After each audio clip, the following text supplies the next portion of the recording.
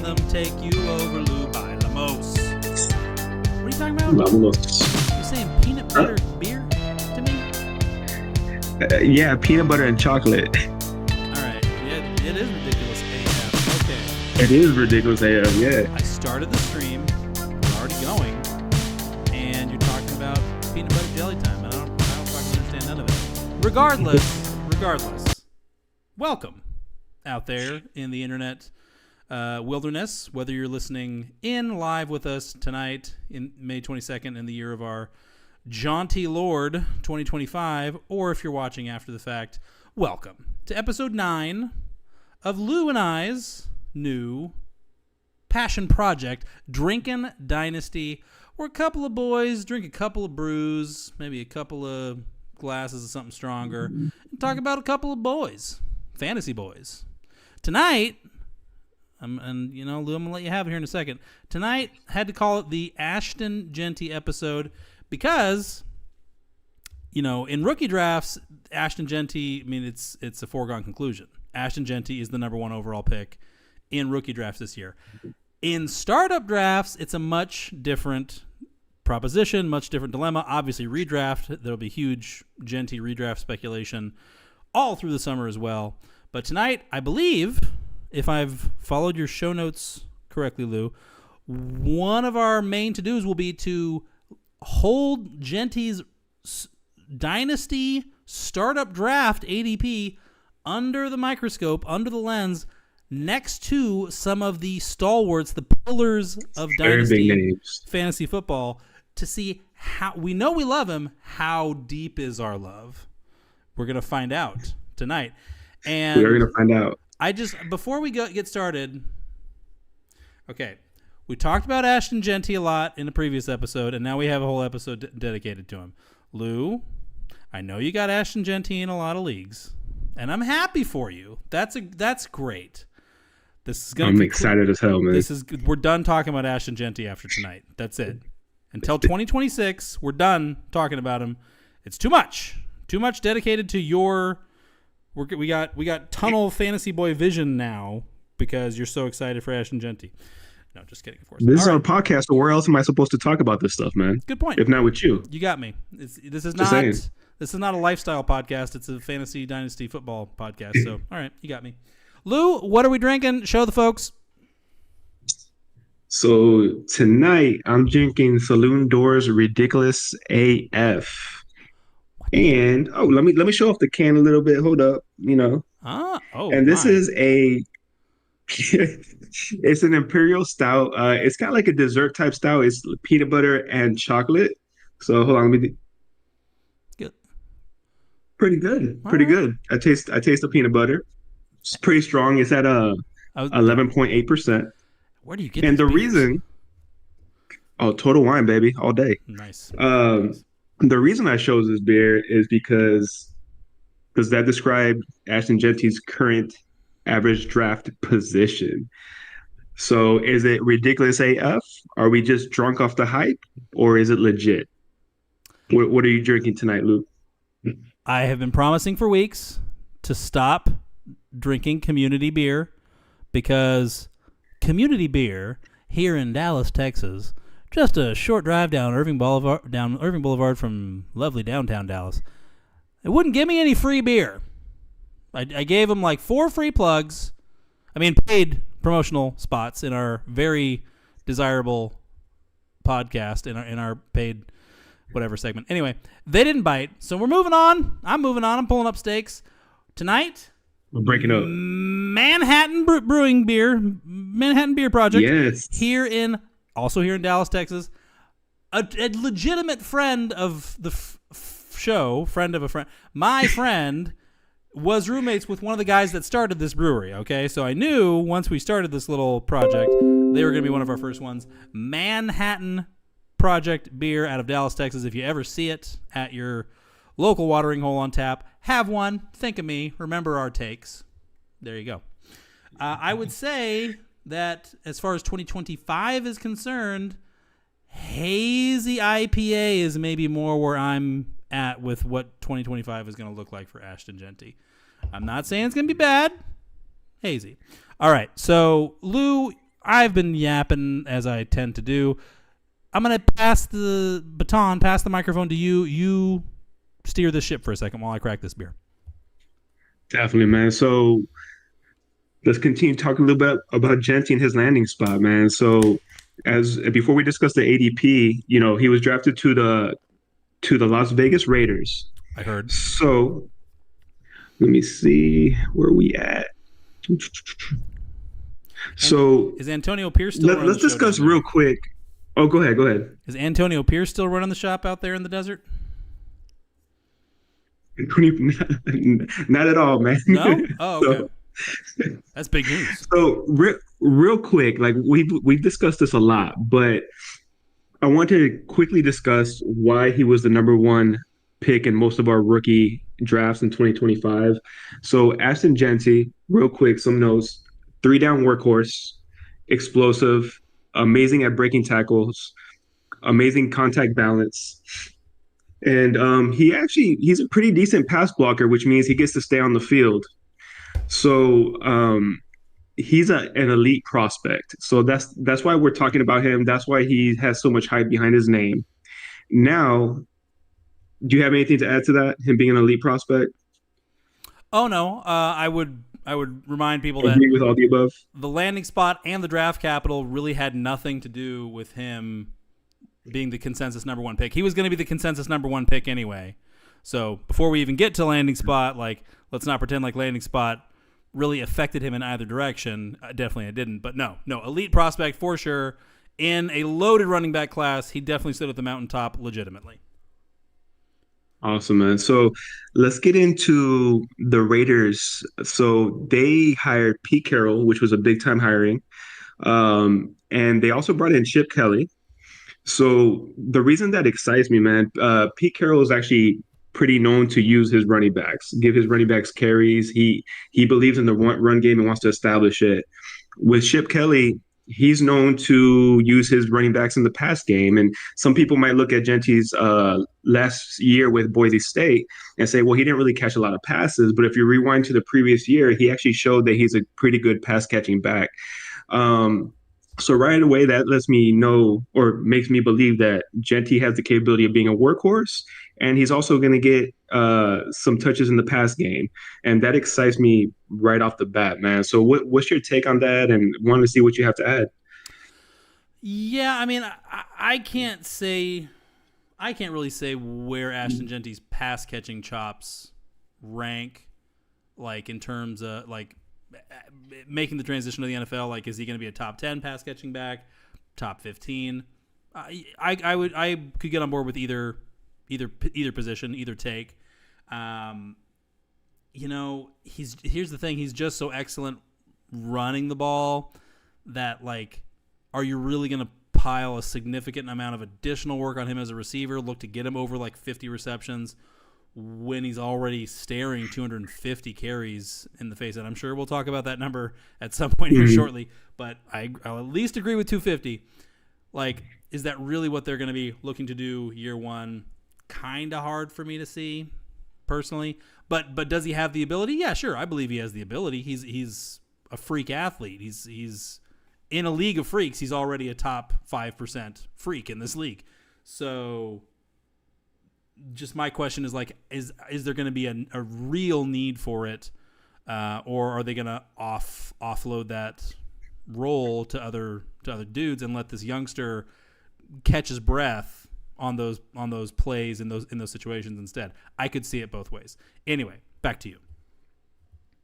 Yeah, and going back on that, like, I actually believe he'll be a workhorse year one. I think with the hiring, like bringing in the coaching staff the Raiders did, with the team they're trying to put together, I think they're going to go out and try to win ball games. And I think winning ball games means involving one of your best assets. So, like, when I was looking at other running back stats, man, I could picture Jeanty getting, like what you said, around 250 carries and 30 to 40 receptions year one, man. Like, I could actually see that.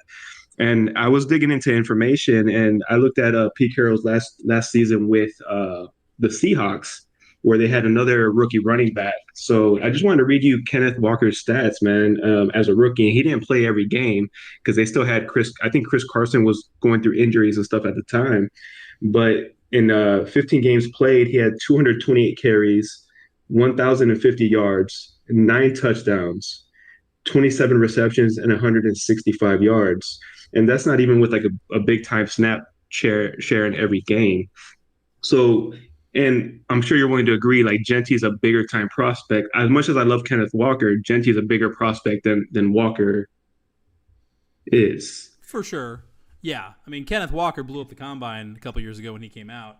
And yeah, I've always loved him too. But yeah, I mean, Jeanty is the hottest commodity since at least Bijan, quite possibly since Saquon. My gut and my recollection is that as hot as the market was for Bijan in 2023, Jeanty's was running and continues to run just a little bit hotter. Just a little bit.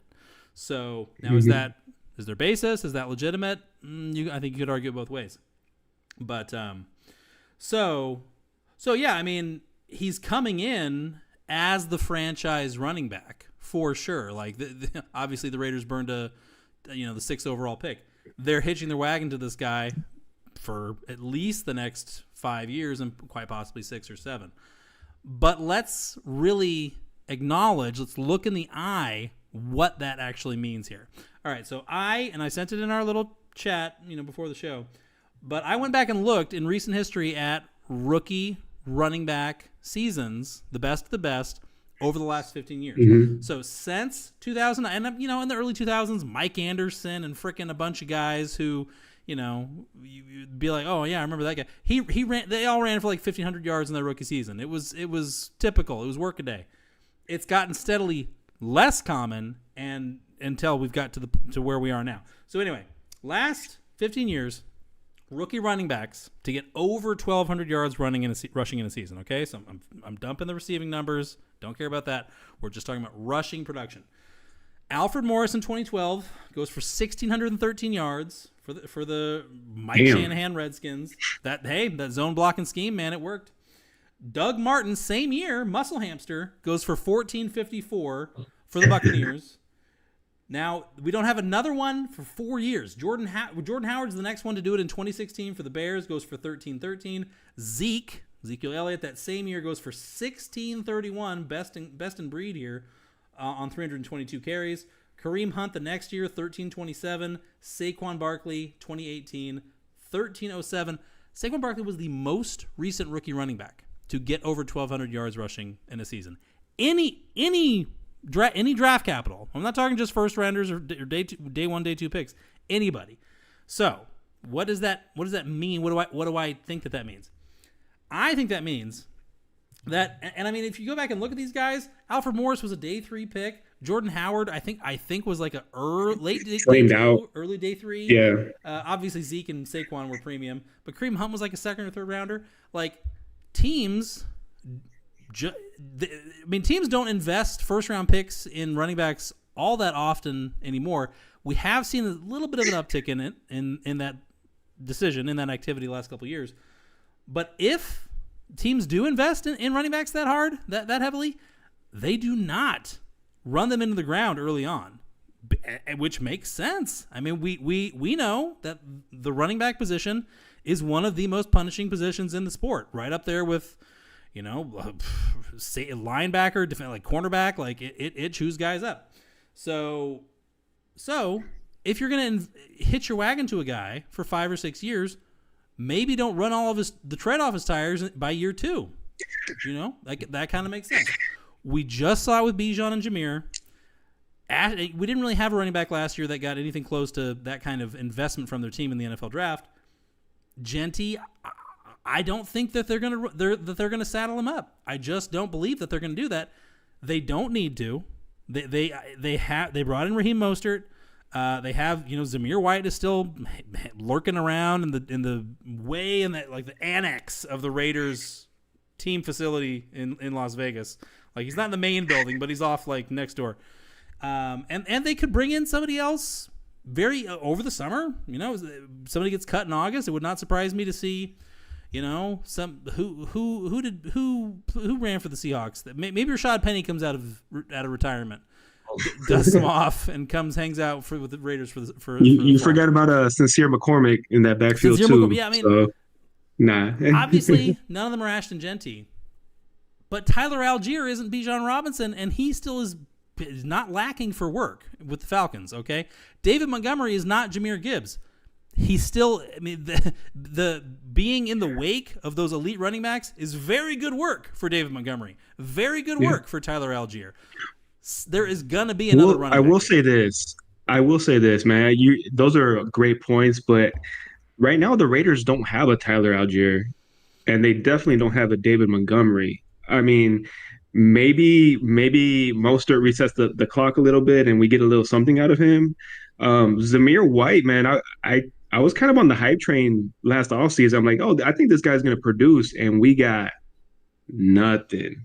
Toast. No signs of life at all. When you get your doors blown off by Alexander Madison, that's bad. It's not a good sign. Yeah. And Tyler Algier, I mean, he might not have had the draft capital or whatever, but that dude showed up before they drafted Bijan Robinson. So, I mean, right now the Raiders don't have a guy like that behind Jeanty. Like Jeanty, in my opinion, he's the guy. I don't think they have anybody behind him that's relevant to those guys.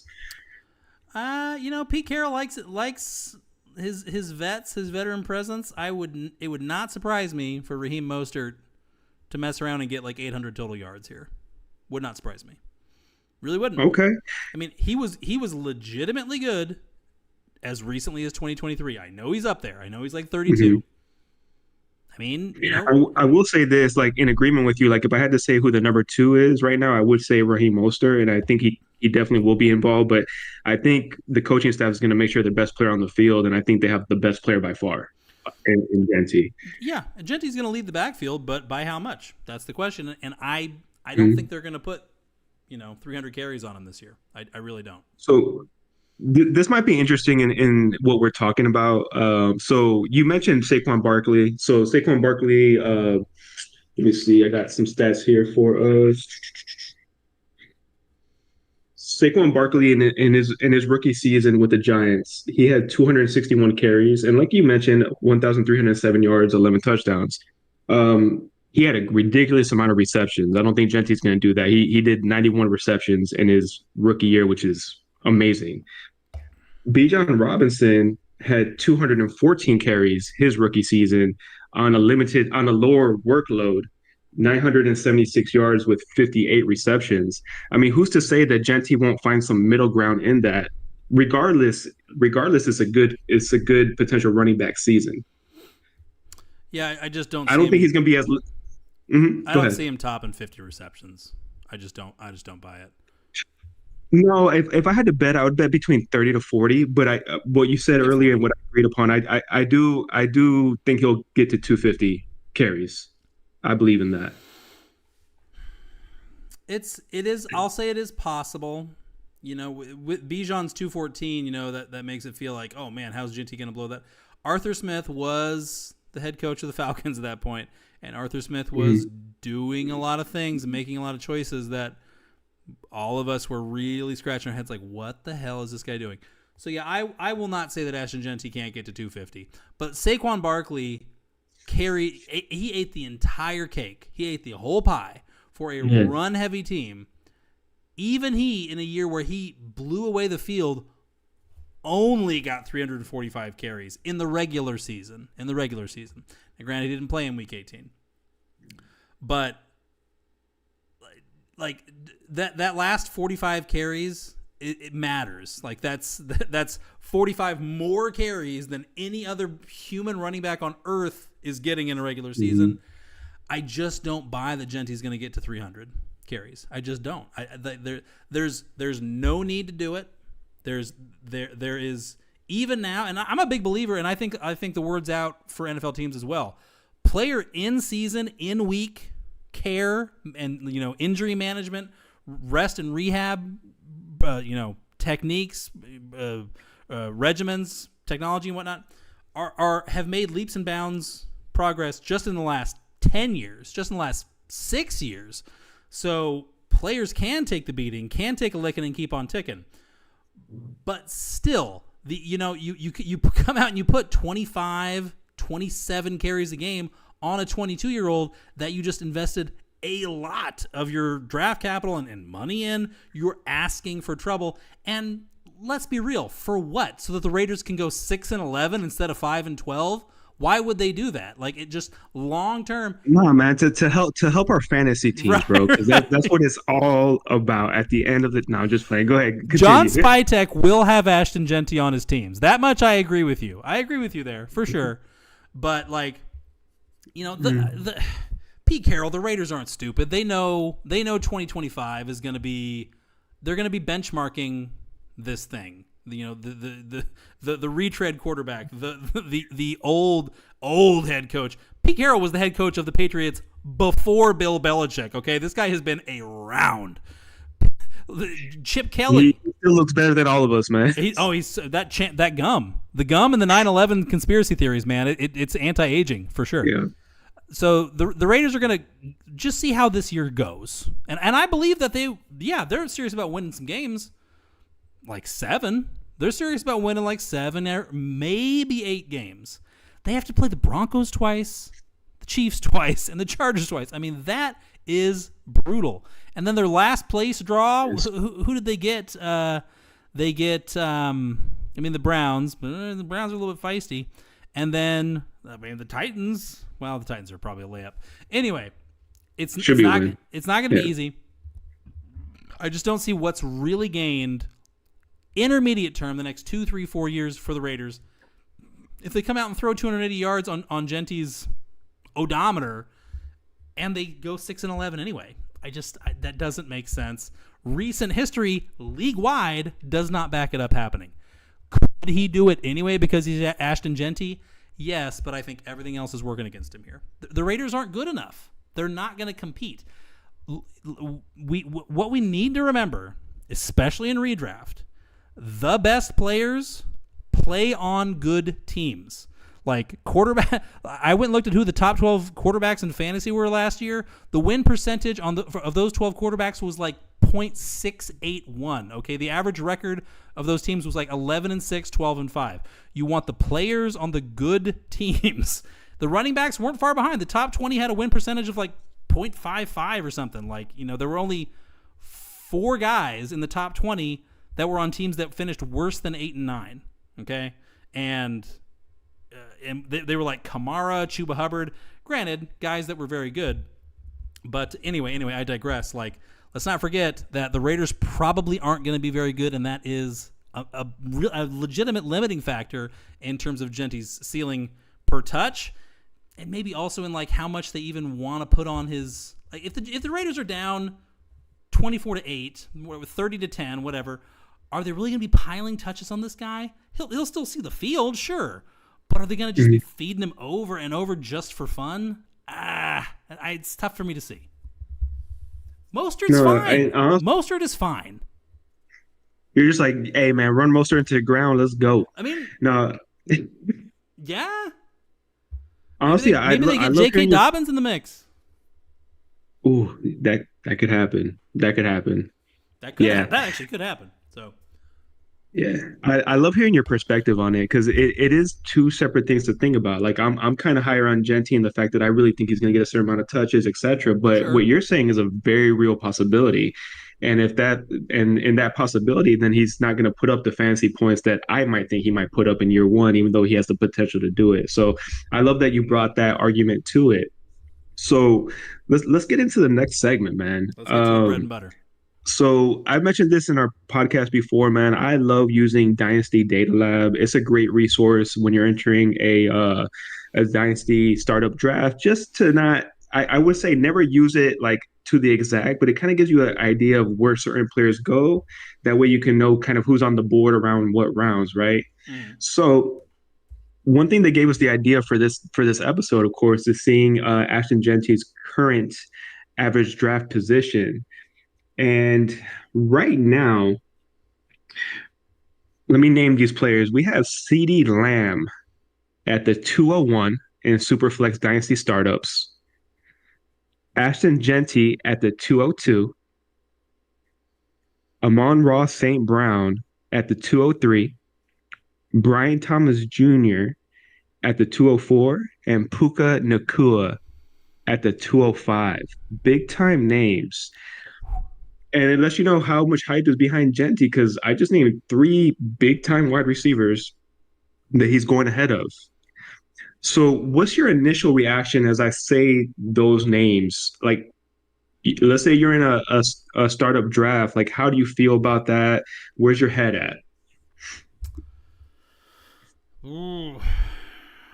I mean, there's two ways to go about it, which is just holding his name up next to those guys, which that's tough. But the flip side of that coin is, if you have a pick in that range, early second round, first three picks of the second round, that means unless you traded it away, as people like to do in dynasty startup drafts, you had a pick at the very end of the first round, which, if you would humor me, give me a summary and overview of what the names are in that range. If you have it in front of you, I don't know if you have it in front of you. Let's start at the 109. Yeah. The 109 we have Bijan Robinson. Okay. After him, Malik Neighbors, Okay. Jahmyr Gibbs, and then Patrick Mahomes. Okay, so two of them are running backs already. So that means if you're at the 2.2, if you're at the 2.3, 2.4, there's an excellent chance you already got a running back at the turn. So that complicates it a little bit if you're looking at it from a real, strategy standpoint of like, okay, but who am I going to have in hand already as I go into my second round pick? I mean, part of me loves the swing and nuts approach of just, I got Bijan, I'm gonna turn around and get Jeanty too. I'm gonna eat the entire position group. Try to mess with my running backs week to week. Exactly. Yeah. Power move, man, and it's real. Bird. Yeah.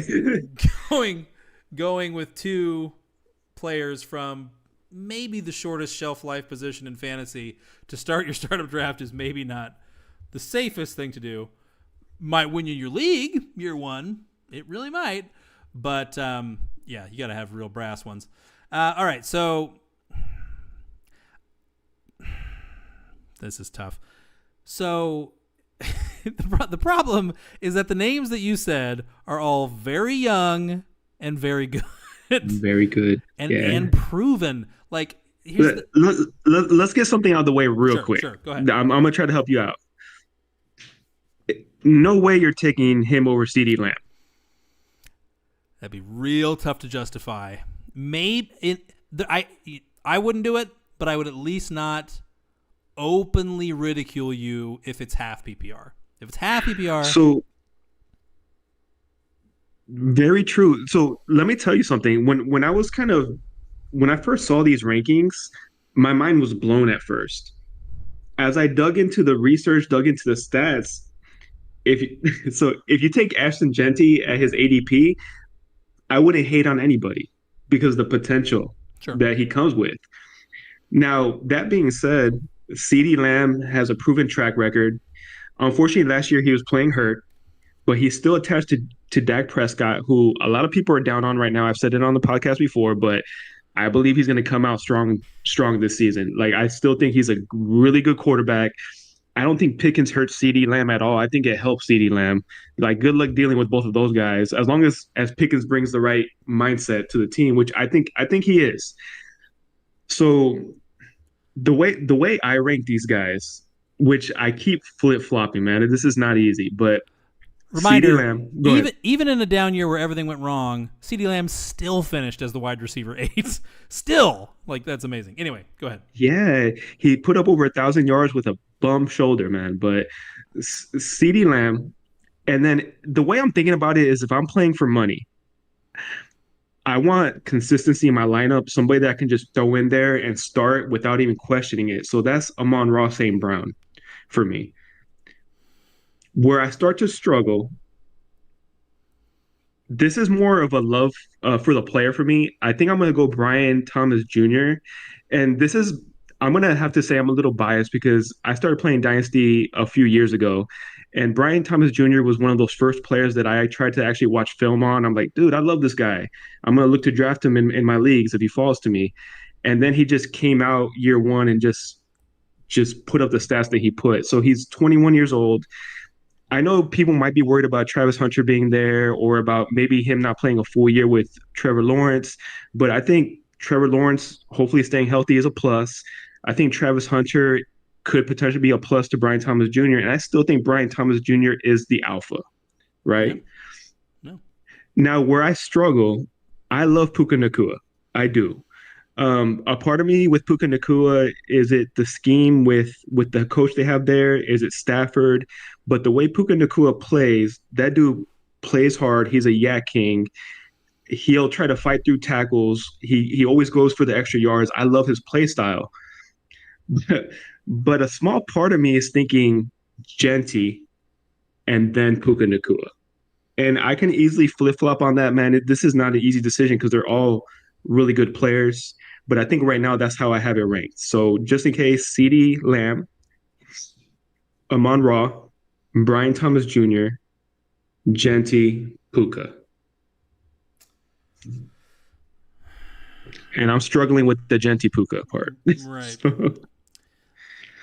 That's actually probably pretty much how I would parse it, which feels it feels wrong.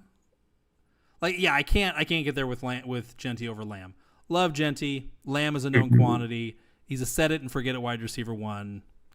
That's it. We're done. He's 26. We're done talking.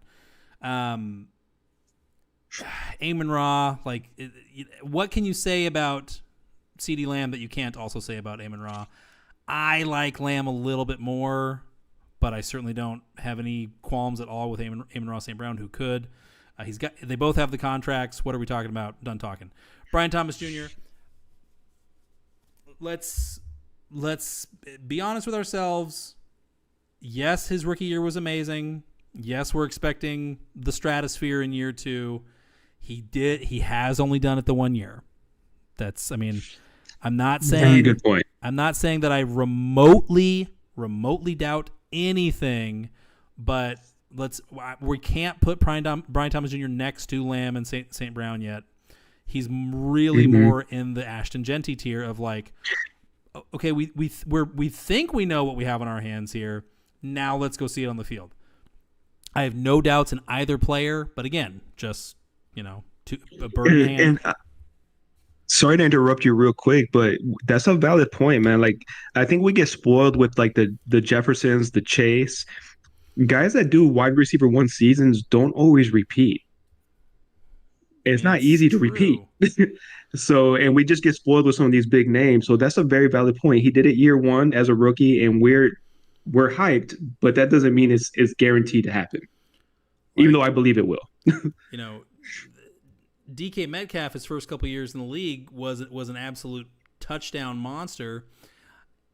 He's still a good player, but he's certainly nowhere near being in this tier of discussion of players, and hasn't been for some time. I mean, the loss of Russell Wilson played a factor. Anyway, so yeah, still love BTJ. BTJ Jeanty, that's a real toss-up. You got to go, obviously. I mean, with all these guys, you got to go with your gut. But really, like, any, like, yabbering talking head like us or, like the real guys, like, who try to sell you on either one, Brian Thomas Jr. or Jeanty, as, like, one clearly being the answer of the other. It's all bullshit. They are that close that it's like, okay, you gotta tell yourself a story that you can live with, because it could be wrong. You could make the wrong choice. So make sure that whatever you decide is something you can live with.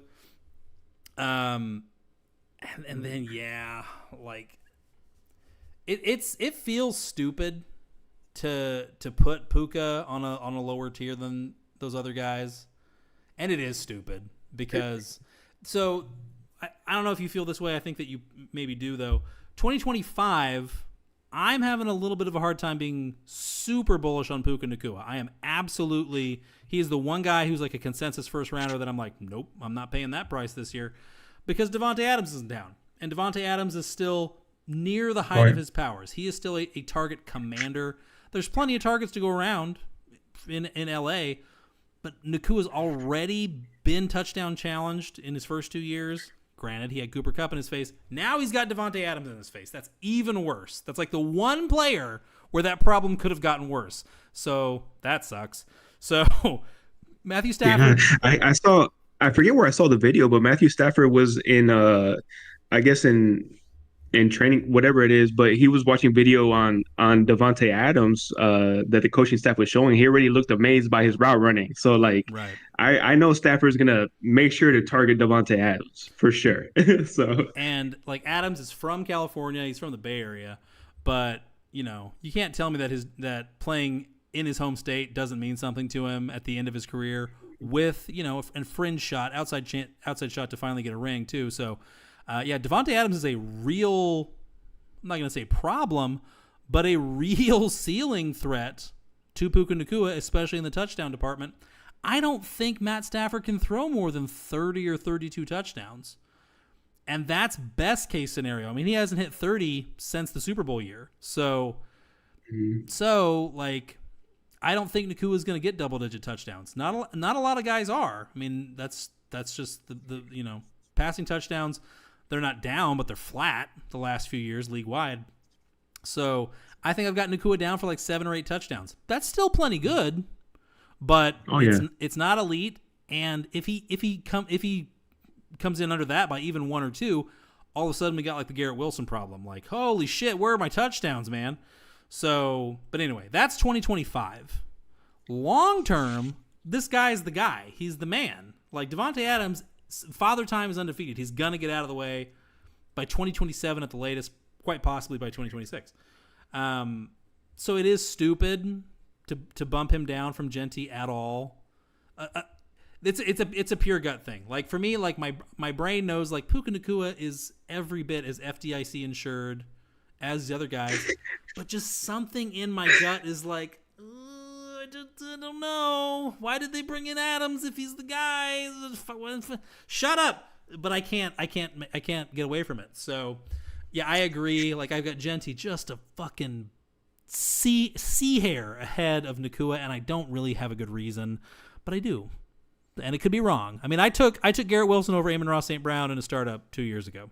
So my gut fucks me sometimes. So it might be his year this year with reuniting with Justin Fields, man. 60 receptions for 1,400 yards. Let's go. Let's fucking go. Oh man. So you're keeping in the same order that I listed it, right? So the funny thing about that, you're right. Like, it doesn't feel good saying it out loud because we know how talented Puka Nacua is, and we know what he brings to a team. So let's see. Like if I'm at that pick and somebody takes, all those guys are gone and I have to take Nacua at like 2.5 or whatever, I'm not crying. I'm not feeling bad at all. So like, yeah. Not at all. Feeling good about it.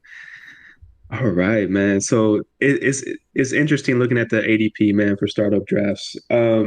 What I wrote down, man, I wrote down a few trades because we're getting into the Jeanty hype, right? I wrote down a few Jeanty trades, and I'll be honest, man, I haven't had time to sit down and review these trades, so we're gonna get like honest answers right here live. Sure. So I was thinking we are Drinkin Dynasty, so should we take a drink if we take the Jeanty side or the other side? Well, it's the Jeanty episode. If we take Jeanty, we don't have to drink. If we take the other side, we got to drink. I think that's the way to play it. Okay. Bet. So let me pull this up. Let's see. Shit, I still don't know how I'm going to answer this. Let's go. Bokaj, somebody named Bokaj C in the YouTube live chat says cap. I don't know what Bokaj. What is the cap? Clarify. I'm thinking he might be thinking we're capping on Puka Nacua is what I'm thinking. That could be. Could be. Bokaj kind of sounds like it could be Puka's cousin. So trade number 1. Mm-hmm. We have Jeanty for Marvin Harrison Jr. and Trey Benson. Not drinking. Not sorry. Repeat. We're drinking if we take the Jeanty side. If we take the non-Jeanty side, we got to drink. The non-Jeanty side.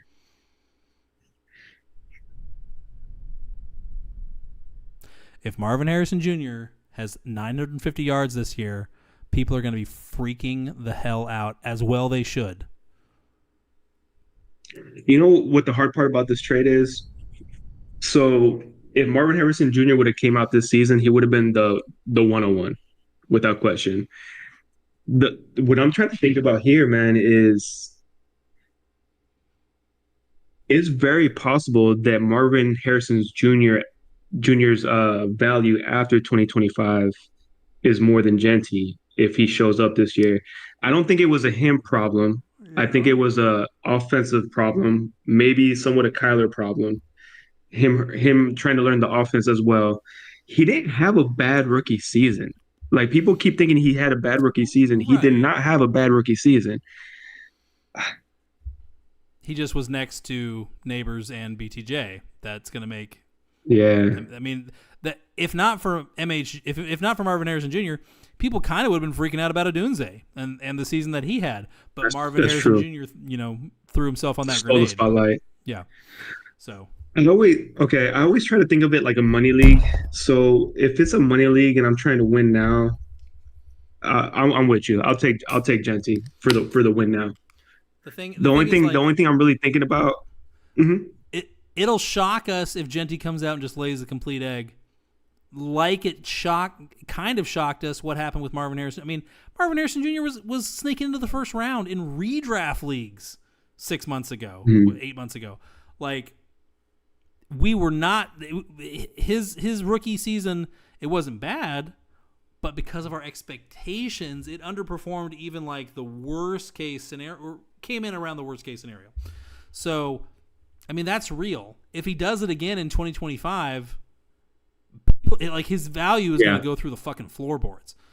Jeanty could come out and struggle in 2025 and just basically be where Marvin Harrison Jr. is value-wise now. So that's kind of a stock market-y approach, but...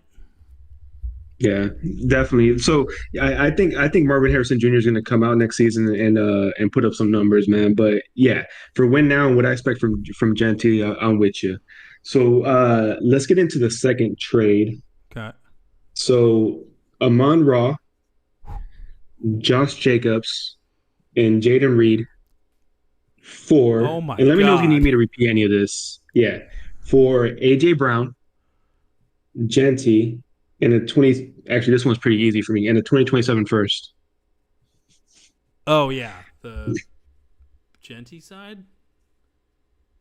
Yeah, so Jeanty side again, just in case it's AJ Brown, Jeanty in the 2027 first for Amon-Ra, Josh Jacobs, and Jaden Reed.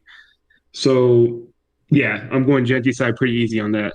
Who are these people that hit these monster psychopaths? Here, I'm going to give you half my team.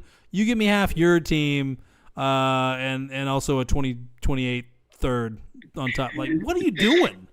All right, yeah, no, I agree. Honestly, I tried to pick some realistic trades. You'd be very surprised at some of the real trades I saw on sure. Dynasty Data Lab. It's trade number 3. We have Jeanty in a 2027 second for Breece Hall and George Pickens.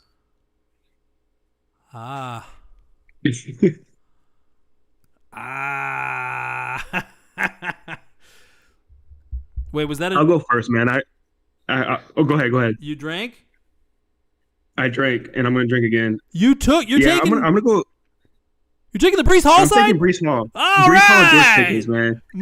So that's where I'm going. I don't know how much I really believe it, but because Breece Hall's been up and down, and Jeanty is, clean track record. Yeah. Right now, Jeanty's value is higher than Breece Hall's, but I think Breece Hall, I think people are way too down on Breece Hall at the moment. Yeah. Would I be surprised if Jeanty is the better running back, at some point? Not at all. I've told you this before, man. I have Bijan, Gibbs, Jeanty, and that's how I have the first 3 running backs ranked in Dynasty. So I'm very high on Jeanty, but I'm willing to take that second chance on George Pickens on the Cowboys, man, and I think he kind of swings it to the Breece Hall side. Breece Hall and George Pickens could both have their best seasons ever this year. Yeah, I agree. All things being equal, I would expect them to both have their best seasons ever. Like, just Love nothing that. weird happen. No good luck, no bad luck. Maybe even miss a game or two to injury. I think they both should have their best seasons ever. And they're both in contract years. So that one's, I mean, it's very close. You pick some tough ones. This is to me, this is the toughest one. Because I really don't say the Breece Hall side with a ton of conviction, but I will just barely nudge in that direction. Yeah. Good choice. And it'll be hard for me because, like you said, I have Jeanty in a few leagues, man. I don't really want to trade Jeanty. I want to see where it goes. But with his value as high as it is at the moment, it doesn't hurt to look at trades, right? And see what you can get. Never hurts to look, my friend. True in marriage, true in, well, sometimes hurts to look. But not in Dynasty. That's why we like it. We can't get in trouble. There you go. So here's the last trade number 4. So we have Xavier Worthy, Omari and Hampton, and Ashton Jeanty. Jesus. On side 1. Okay. For Judkins. Okay. And Jamar Chase. Yeah. Yeah, sorry. We have to go Jamar. Like that's an interesting trade right there, honestly. I will say this: I'm not as high on Xavier Worthy as others are. Yeah. I think he's a talented wide receiver, but I'm not as high on him. I'm more on the right side than the Xavier side. But Jamar Chase, man, like Jeanty hasn't even stepped on the field. Jamar Chase has been a wide receiver 1 like 4 years, something like that. But yeah, you can't pass up on Jamar Chase. I mean, and his value. Chase got hurt in 2023, 2022, and missed a few games. But even then, yeah, finished as the wide receiver 12. Yeah, I mean, it's the CeeDee Lamb, Justin Jefferson argument. Like those guys are one-on-one type players. So, and the fact that he's connected to Burrow, man, like he's got the deal. Can't mess with that. He's gonna rewrite the Bengals record book. Jeanty might for the Raiders, but he hasn't started yet, and that's just the brass tacks. All right, so have we satisfied your fetish, your masturbatory impulse to talk about Ashton Jeanty? I want more. No, just feed me, Seymour.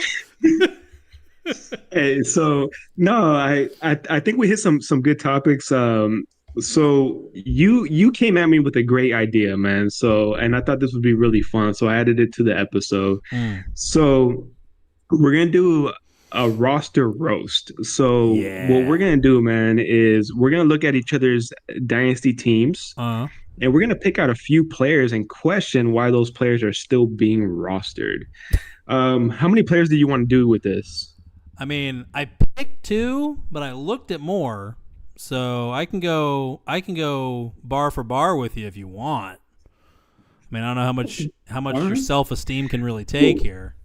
So just to Let's do this. Clarify for the people that maybe don't know everything about us, I'm sure our millions of fans already know all this, but Lou and I are in a few fantasy leagues together, and the premise here is we're going to pick a few players on each other's teams and make the other guy feel bad about owning them on their team, and try to earworm into his brain and make him doubt that player, make him feel like he needs to trade that player away, or like something bad is like someone's gonna break into his house and like break all of his shit. Like something bad's gonna happen if he doesn't get rid of this player right away. So that's kind of where my head was at with it. Should be a lot of fun. I'm pulling up the sleeper app right now just in case I need ammunition, man. But do what you want. So let's do this. When you name a player, if you feel like the defense is weak, you have to drink. Okay. All right. I like it. Do you want to go first? Oh, I'll go first. I'll go first all day. Oh shit! All right, vámonos. All right. So in our money league that we're in together. Okay. M2. Put your phone down. Put your phone down, motherfucker. In M2, where you did knock me out of the playoffs, year one, good for you. You lost anyway. Say that again. I didn't hear. You lost anyway. I think is what I said. Did. Both our teams were just destroyed by it. I mean, it was the dead versus the dead. I started Kendrick. I started Keishon Boutte multiple times in the playoffs. I was that just demolished. Yeah, and he didn't. I lost a lot of players in the championship. No Chuba, no CeeDee, no. I don't think I had Ken Walker. It was just you did not a shit show. Yeah. All right. So in that league, do you remember the player that you invested a 10th round startup pick in last year? You don't remember? Wow. Do you even take this league serious, bro? You don't even remember your 10th rounder from last year? You fucking chump. All right. What was the 10th rounder? Your 10th rounder last year. Hold on. I roast you at my own speed, goddammit, Lou. Your 10th rounder last year finished 19th overall at his position in 2024. Closed hot. He closed very hot. He was the wide receiver 4 in week 16, the wide receiver 9 in week 17, before, and only had 2 top 10 finishes in the entire season, the first 15 weeks of the season. It was also his first 1,000-yard season in the NFL in his 3rd season. Out of Alabama, Jameson Williams. Oh, Jameson Williams. Williams. Yeah. Lou, Jameson Williams is a bum. Okay, he's a bum. He's very fast. Sure, he's very fast. He's crazy fast. If it scares me how fast he is. He's drive it like you stole it fast. If anything happens for any significant amount of time to CeeDee Lamb or DJ Moore, your top 2 receivers on this team, you are fucked because Jameson Williams is a hack. I know a lot of people say it is breakout season for Jameson Williams in 2025. Our buddy in the Discord, 24, just paid an obscene price. I think it was like a future first or some shit for Jameson Williams in a league. Woe be unto him because Jameson Williams is a jag. He's Rashod Bateman light. He's not even as good as Rashod Bateman, I'm saying to you. Sam Laporta is... How much have you been drinking, sir? Sam Laporta's not going away.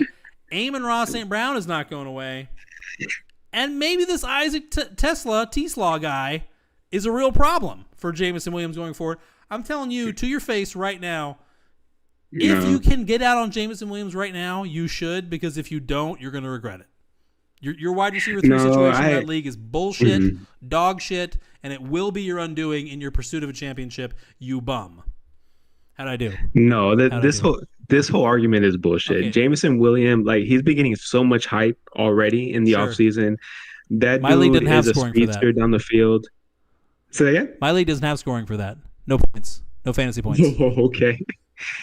And as my wide receiver 3, the upside on him is ridiculous, man. He could put up 20 points on any given week, and he's my wide receiver 3. Why wouldn't I want Jameson Williams attached to the Detroit Lions offense with Jared Goff? He knows the offense. He has an alpha wide receiver playing next to him that the defenses has to focus on, and Amon-Ra St. Brown.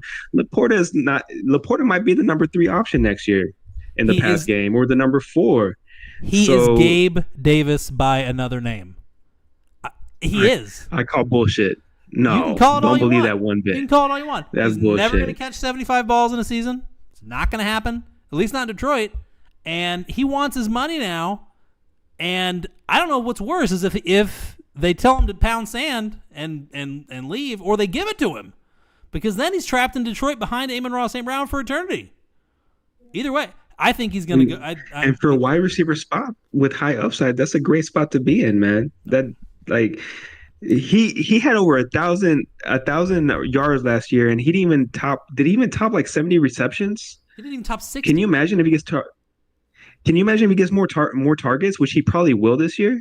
That dude can blow up. I can't imagine it because it won't happen unless Amon-Ra St. Brown gets hurt. And honestly, even if Amon-Ra St. Brown does get hurt, Jameson Williams can't process that work. The offense has to change at that point, which is not good.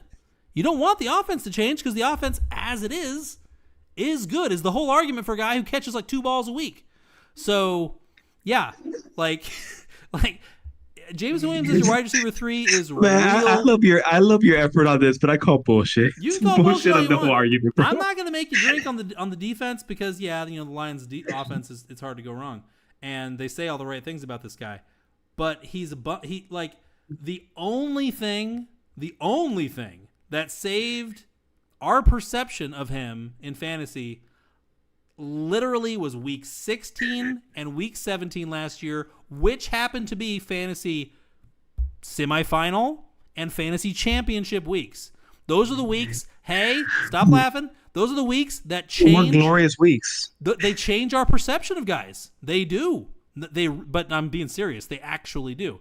Like, look at the rest of his season. Other than that, it's not that great. He was a ghost. Weeks he killed you in weeks 3, 7. He didn't quite kill you in week 10, but he didn't help. Week 13, and a lot of other very meh performances. I mean, he's got 6 performances that are between wide receiver 18 and wide receiver 31. That's nothing to write home about. So like you cannot argue. He made his entire nut last year on 5 games, 2 of which happened to be fantasy playoffs. Yes. If those 2 weeks had been in weeks 3 and 4 instead of 16 and 17, we wouldn't give a shit about this guy. So let me say this, man. When you have CeeDee Lamb, when you have DJ Moore, it's okay to have the boomer bust with JMO, man. It's fine. The rest of your roster has no bearing on whether or not this guy sucks. He sucks. You have a sucky guy starting every week for you for the foreseeable future because your next wide receiver up is, I guess Cooper Kupp's all right. Okay. Look, Jameson Williams sucks. And if you don't understand that, then I feel bad for you. Anyway, your turn. So I like the way you went about this game. When I went about it, I was looking at like the worst players on your bench. So we went about it different ways, man. Jameson Williams sucks, and your team is fucked. Your turn. You know who I saw you rostering, which I can't understand why he's not on the waiver wire. Can't stay on the field, has asthma issues, hurt all the time. He might be like the wide receiver 4 now on the Tennessee Titans. I don't know, bro. Like they got Ridley, they got Lockett, they brought in Ward's teammate, Treylon Burks, man. Why are you still rostering Treylon Burks? Do you still believe in the hype, or what's going on there?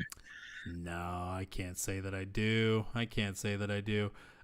Sentimentality, I guess, would be the main reason to hang on to him at this point. You just like logging in and seeing his name on your roster? Is that what it's come to? Or he's down in the injured reserve area of the roster. Obviously, he always is. And so it doesn't register in my brain that he's really still on the roster.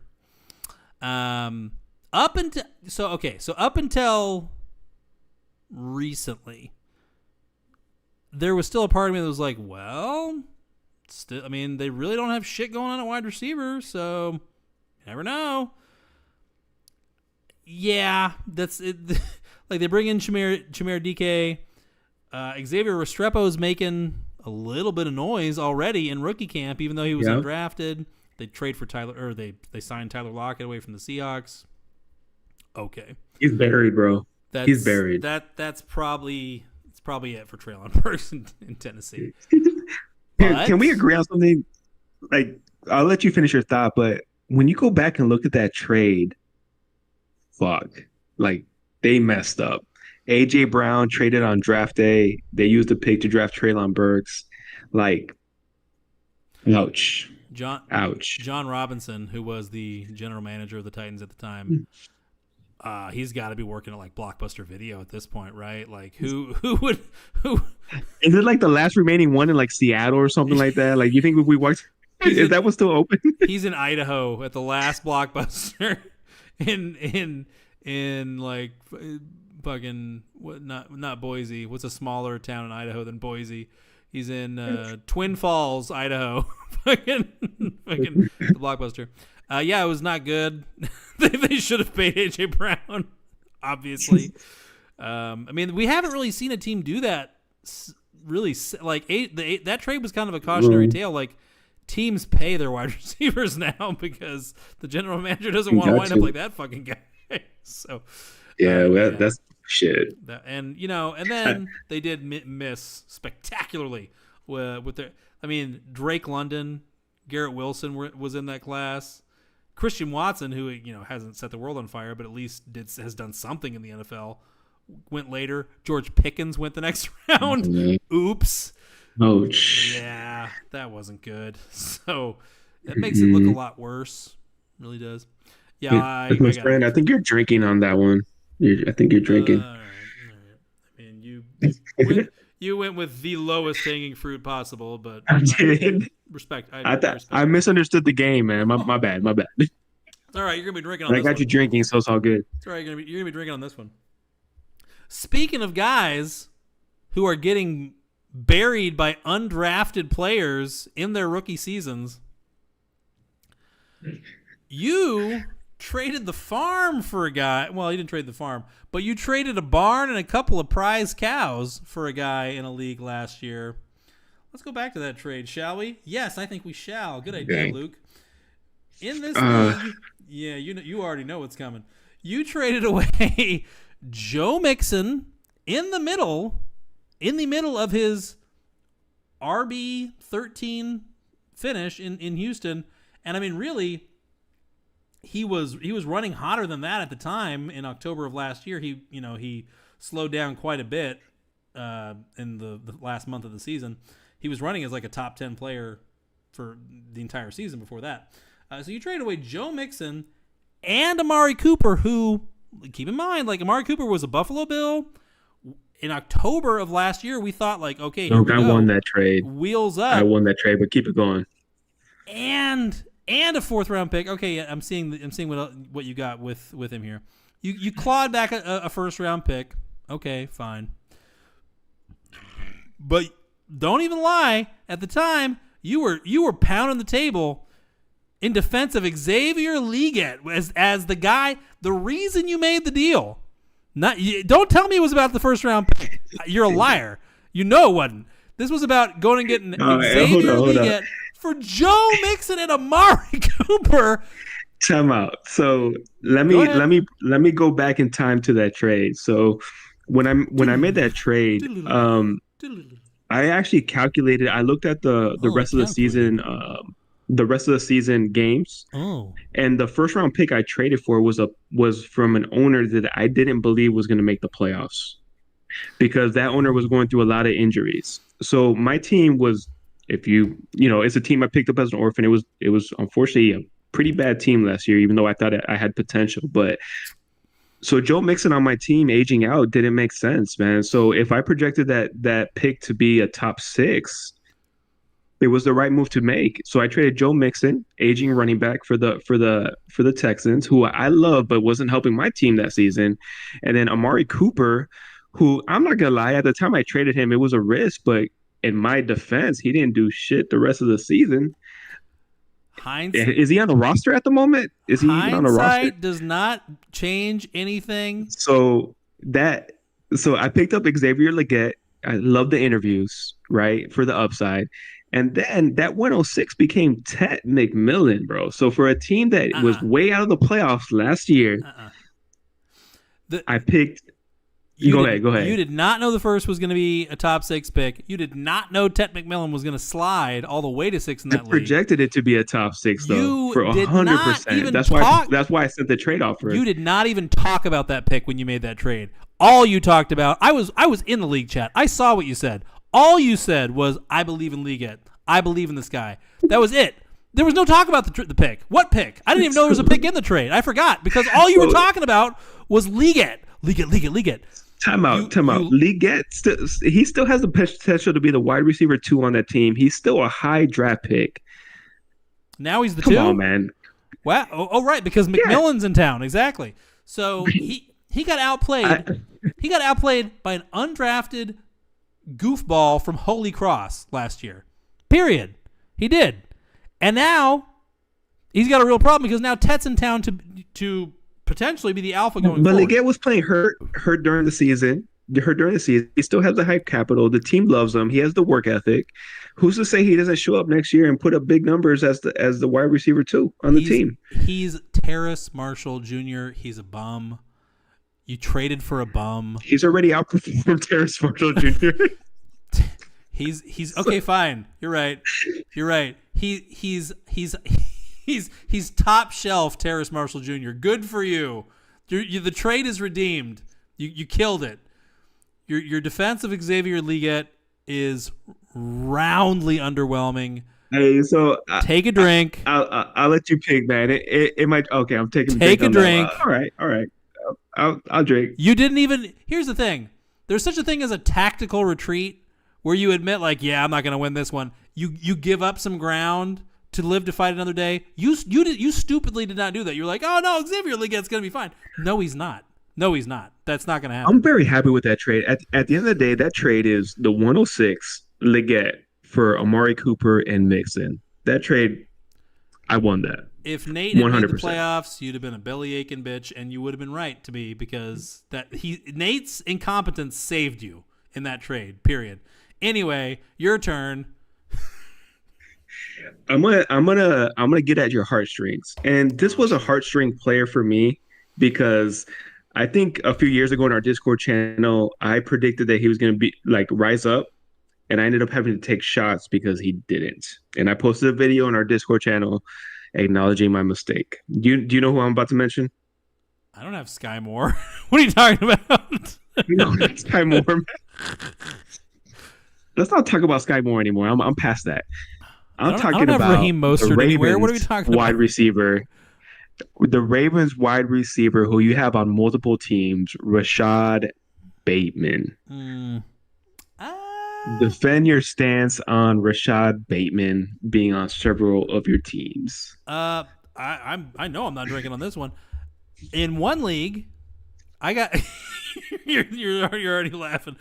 In one league, after the 2023 season, in which he was injured and you know he was on the Treylon Burks trajectory for sure.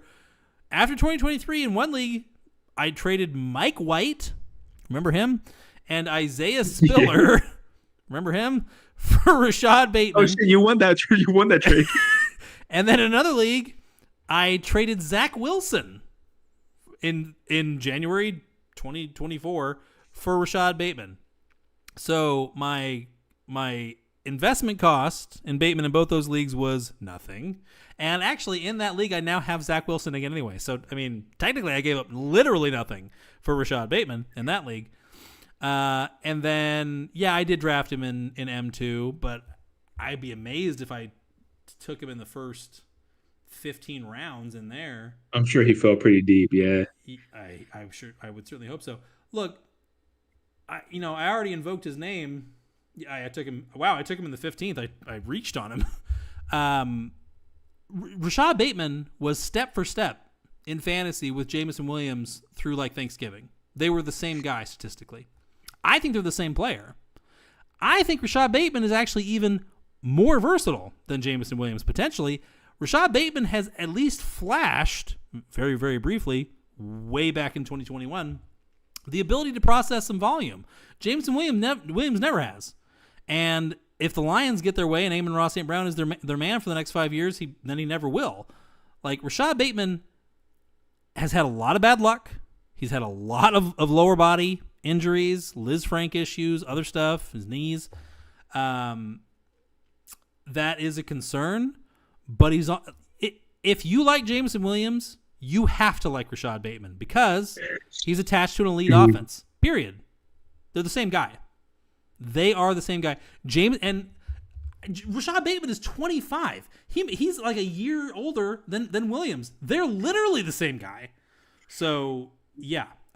So I still love him. this one I brought up jokingly because I'm also a Rashod Bateman like fan. In all honesty, the problem is his landing spot with the Ravens and his injury history. Like with the Ravens offense, even though it's a really good offense, I just don't know if he's ever going to get like a true chance to shine, especially with his inability over the years to stay on the field.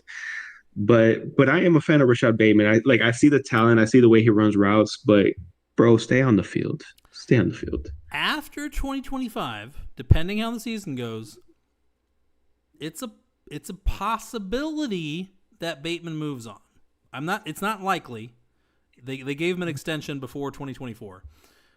But it's a possibility. So if he comes out, shows out a little bit, and then, is pushing for a raise or a new contract, it would not be totally shocking for him and the Ravens to part ways. Because,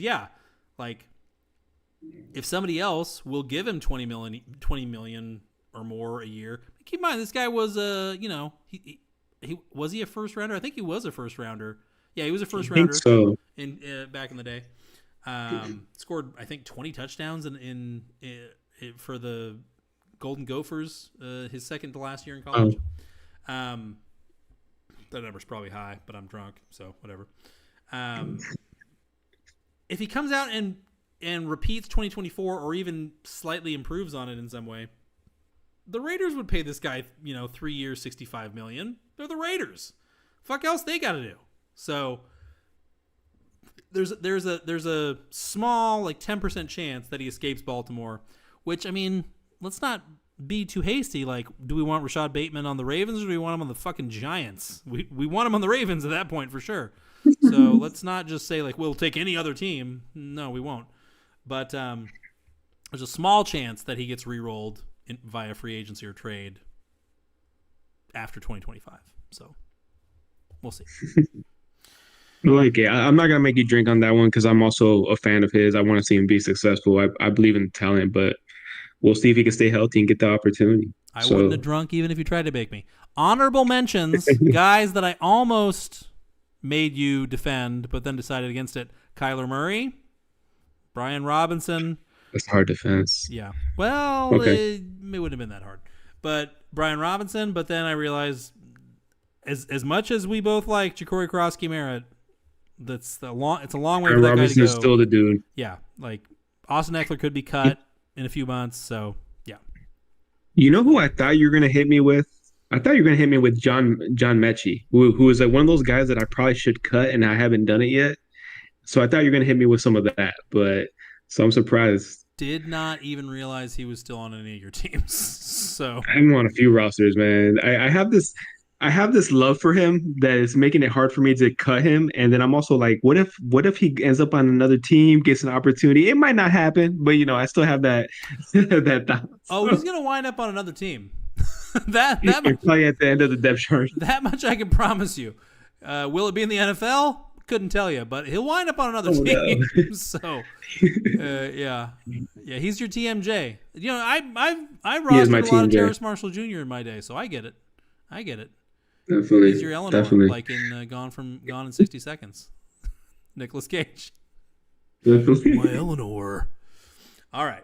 So, as we get closer to the end, man, any closing thoughts for Jeanty's ADP? In redraft or we're talking dynasty? Talking dynasty. It is where it's gonna be now. He's not gonna push past Bijan and Gibbs. There's no basis for it. He's not gonna fall lower than Puka. So he's pretty well wedged in where he is right now. Mm-hmm. There's no room for him to really move, I don't think, barring if they trade for Rashod White or some running back where it's okay, that guy's clearly going to see the field a little bit. Maybe it bumps him into the second half of the second round. That's it. That's really all that can happen here. So, I that's a hell of a dilemma. The guys that we talked about there, I would really need to sit with it for an hour and make sure that okay, I feel good about this, right? Because I got to live with it, right? It's tough, but whether you take Jeanty or one of the other guys with, that pick somewhere in the early second round, you're getting a real guy. So at least there's that. Yeah. So my thoughts, man, when I first saw the ADP, my mind was blown. I was like, oh, there's no way he's going that early. But when I kind of took a step back and actually looked at the full picture, honestly, like, I'm not going to hate on anybody taking him early second. My philosophy in redraft is running backs win leagues.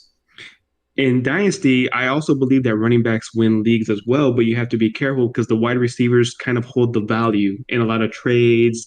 They're like the big time assets that kind of stay valuable over a longer period of time. So that's something you have to think about when you enter a Dynasty startup draft.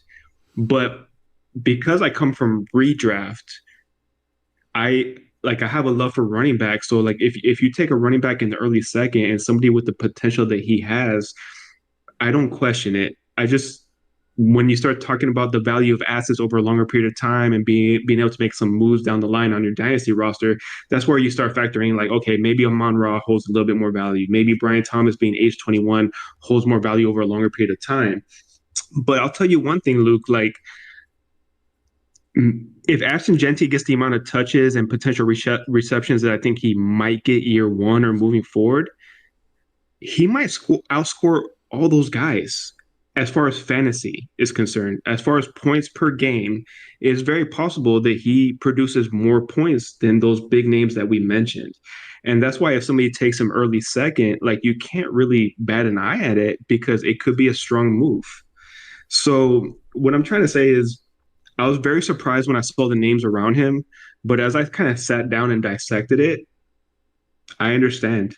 Yeah. I do. I can't hate on it.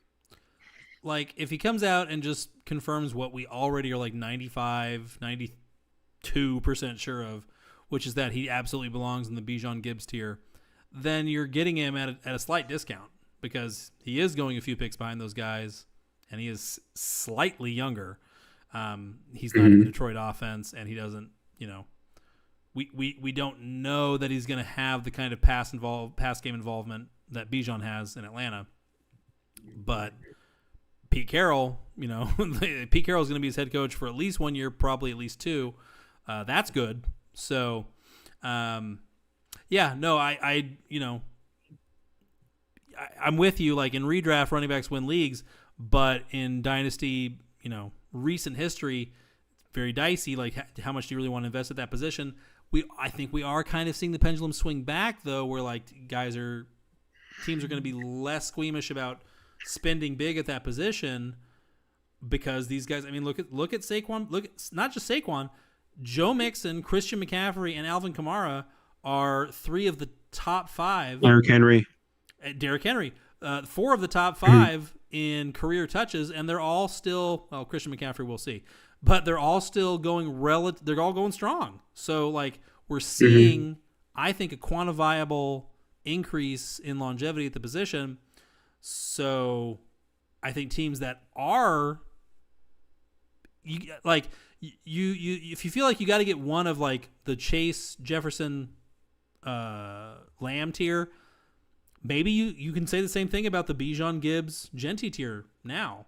And when you look at it that way, is like, okay, these are the guys that are like, they flip your matchup every week potentially. All those other guys are gone in the first round. Jeanty's not. So that little bit of a discount, it's very small, but that little bit of a discount matters, over the next 2, 3, 4 years potentially. So yeah, I'm not knocking anybody for taking Jeanty in the second round, especially if Lamb's gone, because yeah, he could be that dude. What if he's better than Bijan Robinson? What if? I mean, it's very possible. It could be. Yeah, it could be. It could happen. As far as our next episode, Luke, I was thinking about diving into some of the younger wide receivers at ADP. I was thinking about maybe taking a closer look at Marvin Harrison Jr. and where he's going and some of the players around him. What do you think about that for our next show? I like it. Maybe we'll work in some Q&A if we get some decent fantasy dynasty type questions from the flock. Definitely, definitely. So, and just a reminder for anybody listening, man, you can find us on the Fantasy Index Discord. It's a free Discord channel. There's dudes talking in there all the time about fantasy football, occasionally politics, but the main thing is fantasy football, and we're all fans of the game. And then, show us a little bit of love and support, man. We do this for our community, so if you can give us a like, a subscribe, whether it's on the YouTube channel or Luca will be posting a video on Spotify in the near future. I mean, we would really appreciate that, man. So our job is to get information out to the community and discuss dynasty and fantasy football, man. That's what we love. And get bitches. No, never mind. Sorry, this went too far. And get drunk. No, just go ahead. A little bit tocado. Yeah, a little bit. Yeah, we're not making millions of dollars here. Shocking, I know. Shockingly. But yeah, we do this because we really enjoy it, and maybe you're already a high level player too, and you don't really need our advice on a particular question. But if you have something that you're kicking around in your head about, like a trade offer that a guy sent you, or that you're thinking about sending, or what should I do with my first rounder in my rookie draft next month, we would love to weigh in. Let us use your fantasy team, your fantasy circumstances as material for our show. Let us use you the way you're using us just by watching us. 100%. Let's use each other. If we all use each other, the world keeps on keeping. You were going so strong, man. What happened? Just the beer. I petered out. The beer. Yeah. All right. Well, we'll be back next week, probably. Potentially. Next week. I don't see why not. Thanks everybody for tuning in. We will see you for episode 10 next time. Appreciate everybody listening. Thank you, Luke.